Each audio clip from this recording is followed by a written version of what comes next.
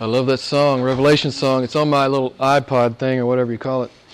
And I've listened to it like every time I run. It's on there. I just never take it off. It's on there. And I love that song. Filled with wonder, awestruck wonder, right? Yeah, that's why we're here. Okay, maybe a little audience participation tonight. Maybe not too much. I don't want too much information. But as a child, what was your first recollection of what you wanted to be when you grew up?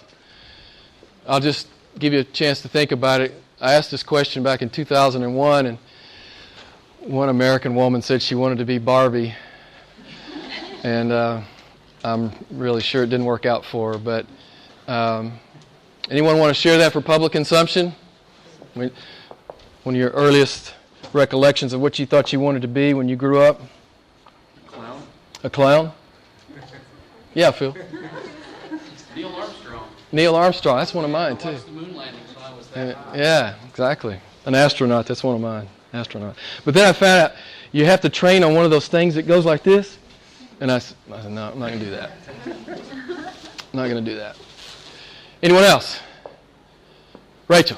I wanted to be mum of 6 kids. With 6? 6 kids. So you got 3, right? Yeah.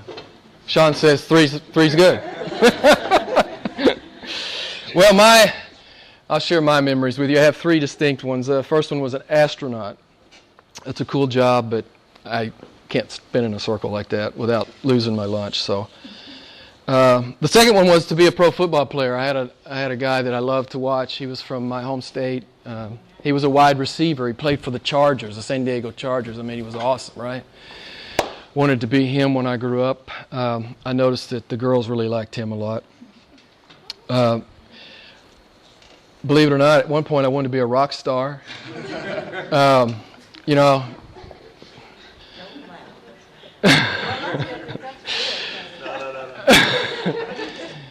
But you know, I found out you had to have talent, or at least be able to scream real loud. And so, anyway, I had to let that go. But I did notice the girls really liked the rock stars too. But okay, fast forward to my late teens at university, and astronaut, rock star, football player, it wasn't working out for me. But I was still clueless about what I wanted to be when I grew up. And I went home my sophomore year. It was the end of my sophomore year, and I still had no major.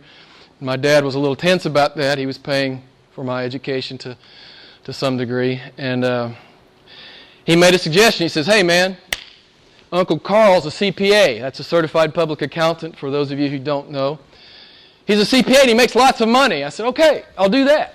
So I majored in accounting. It's not as cool as football star or rock star, but it was attainable. So that's what I did. The girls don't like accountants quite so much, but you can get a really cool briefcase, and you can say things like fully diluted earnings per share. Karen loved that. When I say that, she goes crazy. Look at her. She's out of control. Fully diluted earnings per share. You can say subordinated debenture bonds.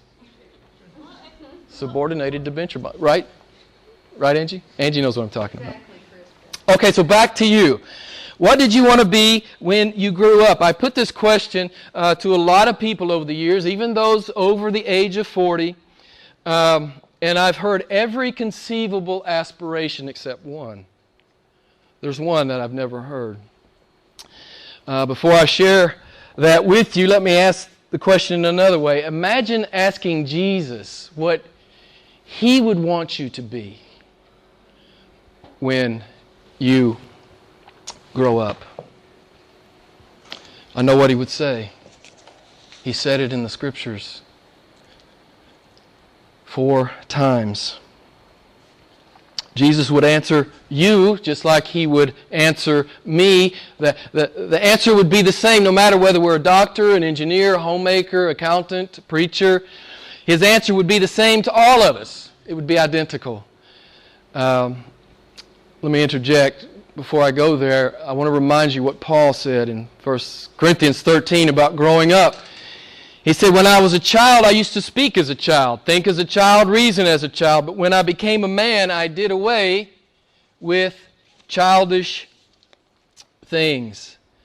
There may be some here including some of us over the age of 40 who are still reasoning like a child. But those of us who are genuinely seeking to achieve spiritual maturity, we want to know what Jesus wants us to be when we grow up.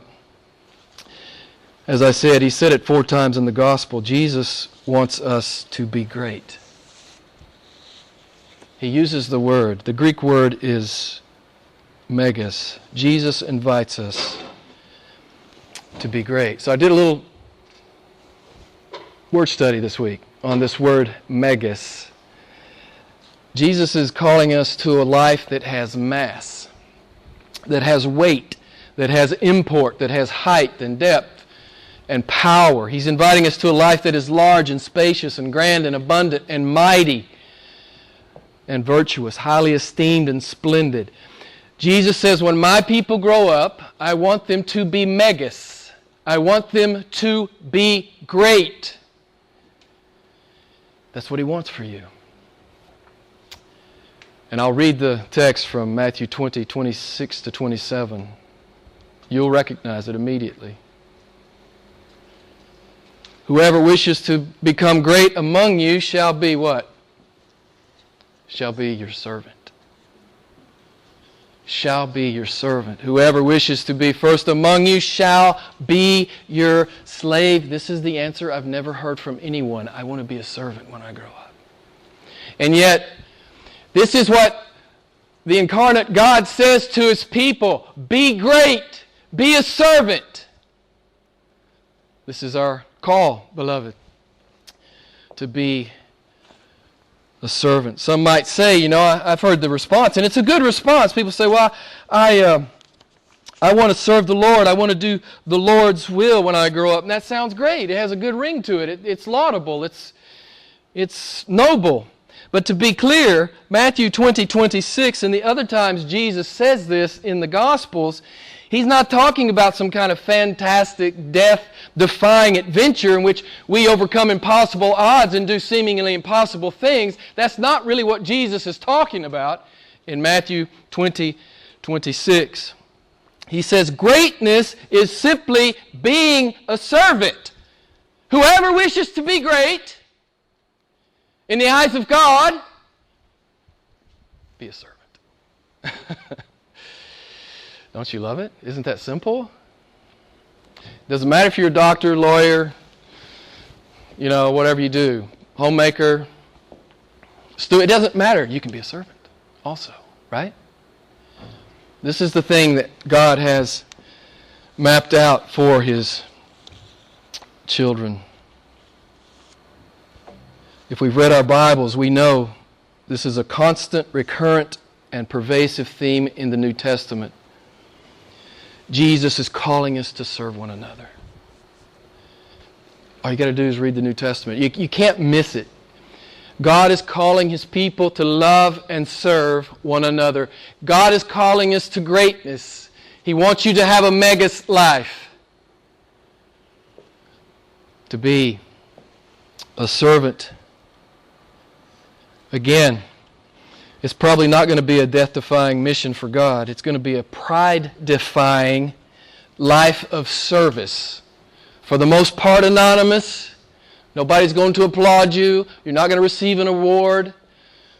Nobody's going to write a book about you. But God sees your obedience.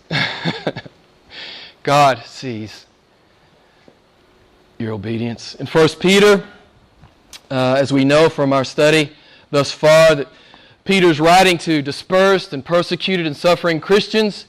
Some of these first century readers, they've lost everything. And what does God say to these Christians who suffered and lost so much? He says, keep being my people. And as we talked about last week, keep being my witnesses. Keep doing what I've called you to do. Be who you're supposed to be. Be megas. Be a great people on the earth. Serve your brothers and sisters in Christ. Be a great man. Be a great woman. Serve them. This is what God is going to say to us tonight in the text. Keep be fervent in your